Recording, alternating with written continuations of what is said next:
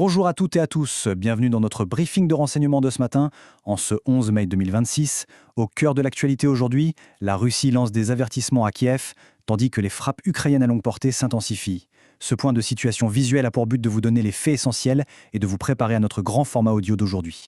Avant d'entrer dans le vif du sujet, précisons que ce briefing vous est présenté par ProWave AI, les développeurs du programme de renseignement en source ouverte Stylo Intel Ops, ainsi que de Stylo News, la plateforme d'actualité commerciale que vous pouvez retrouver sur le web et sur vos applications mobiles. Au programme ce matin, nous allons faire le point sur la situation diplomatique qui s'enlise, analyser les derniers développements tactiques sur le champ de bataille, observer les bouleversements sécuritaires à l'échelle internationale et nous terminerons en vous livrant nos prévisions pour les jours à venir. Commençons tout de suite par l'impasse diplomatique actuelle. Nos évaluations de renseignement, avec un niveau de confiance de moyen à élevé, sont formelles. La perspective d'un accord de paix durable reste à ce stade hautement improbable à court terme. Les positions des principaux décideurs sont tout simplement irréconciliables. D'un côté, la stratégie de Moscou est d'imposer une pression coercitive, conditionnant toute discussion à des résultats joués d'avance et à d'importantes concessions territoriales. De l'autre, l'administration ukrainienne maintient une ligne stricte exigeant la restauration de sa souveraineté et l'obtention de garanties de sécurité définitives avant toute chose. Les événements des derniers jours illustrent parfaitement cette impasse.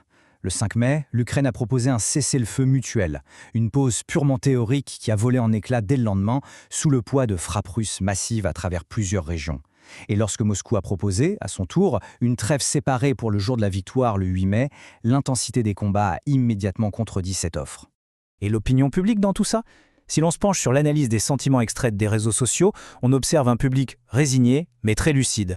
30% des messages traduisent une fatigue générale face au conflit et 20% expriment le désir d'une pause temporaire. Mais le fait marquant, c'est cette majorité absolue de 50% d'internautes qui affichent un scepticisme profond face à toute négociation n'impliquant pas de concession vérifiable de la part de la Russie. Ce qui nous amène naturellement à la situation sur le terrain. La réalité tactique de cette guerre d'usure se traduit désormais par une expansion très claire des campagnes de frappe en profondeur. Sur le front terrestre, nos cartes indiquent que la pression exercée par les forces russes est massivement concentrée dans la région de Donetsk, principalement le long des axes de Pokrovitsk et de Kostiantynivka. Cependant, et c'est un point crucial, l'état-major russe n'a toujours pas réussi à transformer cette pression en une quelconque percée opérationnelle décisive. Mais pour bien comprendre le niveau d'intensité de cette pression constante, regardez ce chiffre. 400. C'est le nombre ahurissant de drones déployés par les forces russes lors d'une offensive aérienne massive qui s'est déroulée uniquement sur les 48 premières heures du mois de mai. Face à cela, l'Ukraine a significativement adapté sa stratégie en étendant agressivement ses propres frappes en profondeur. L'objectif de Kiev est clair, paralyser la chaîne d'approvisionnement adverse en ciblant en priorité les infrastructures énergétiques russes, comme la raffinerie de Tuapse, ainsi que des installations stratégiques en Crimée occupée. Il ne s'agit pas d'attaques isolées ou symboliques. En visant systématiquement des cibles confirmées, allant de la raffinerie de Tuapse aux infrastructures pétrolières de Perm, en passant par les moyens aériens de Voronej et les nœuds de défense antiaérienne en Crimée, Kiev cherche à imposer un coût économique et opérationnel véritablement insoutenable à la machine logistique russe.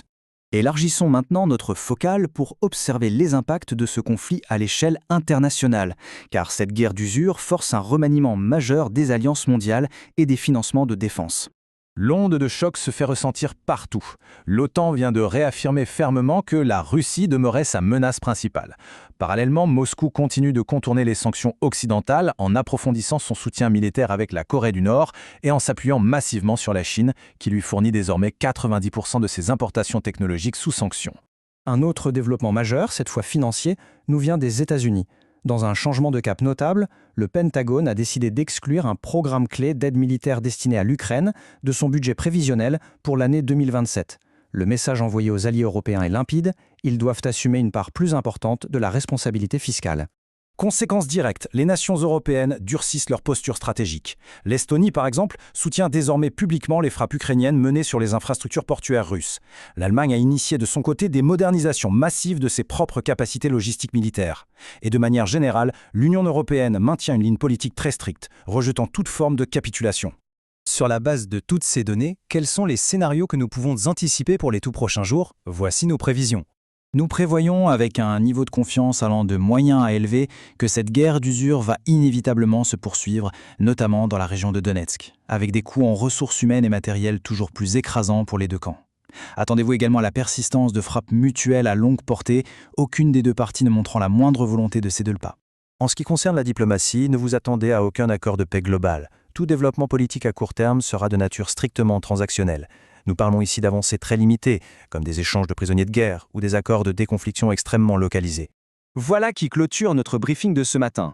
Pour une analyse complète et en profondeur de toutes ces dynamiques géopolitiques, nous vous invitons vivement à écouter l'intégralité de notre émission, le Stylo News Intelligence Update, disponible sur votre plateforme audio préférée ou en cliquant sur le lien fourni avec cette publication. Merci de nous avoir accompagnés aujourd'hui. Pour être sûr de ne rien manquer, abonnez-vous dès maintenant sur stylonews.com pour obtenir nos analyses et renseignements mondiaux propulsés par l'intelligence artificielle à la demande. Alors que le front s'enlise toujours plus et que les pressions économiques mondiales s'intensifient, une question demeure. Dans ce bras de fer interminable, quelle superpuissance verra ses alliances céder en premier ? Excellente journée à vous et à très bientôt.